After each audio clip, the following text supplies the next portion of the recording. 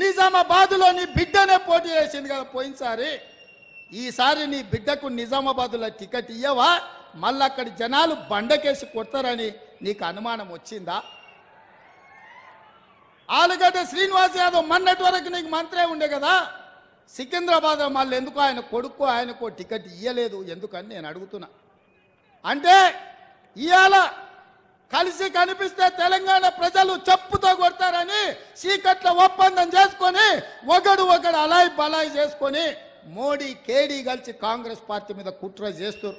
ఎందుకంటే తెలంగాణలో ఇవాళ ఇందిరమ్మ రాజ్యంలో అభయహస్తం పథకాలు అమలు చేస్తుంటే 14 సీట్లు స్పష్టంగా కాంగ్రెస్ గెలుస్తుంది.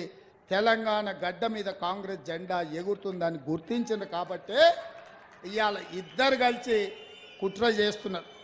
రోజుకోసారి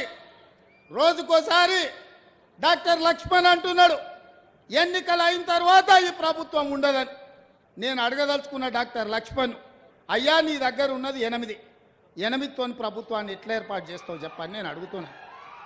అంటే బీఆర్ఎస్ బీజేపీ ఒక్కటై కుమ్ముకై కుట్ర చేసి ఈ ప్రభుత్వాన్ని పడగొట్టాలన్న ఆలోచన చేస్తున్నారు.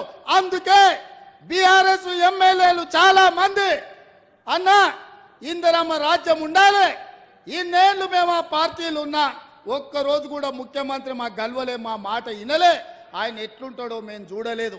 కానీ మీ ప్రభుత్వం వచ్చిన తర్వాత మీ మంత్రులు సచివాలయంలో ఉండరు, మీరు ఇంటికి వచ్చినా కలుస్తున్నారు, సచివాలయంలో కలుస్తున్నారు, పేదల్ని కలుస్తున్నారు, కార్యకర్తల్ని కలుస్తున్నారు, ఆడబిడ్డల్ని కలుస్తున్నారు, అధికారులను కలుస్తున్నారు, సమీక్షలు చేస్తున్నారు, అభివృద్ధి చేస్తున్నారు.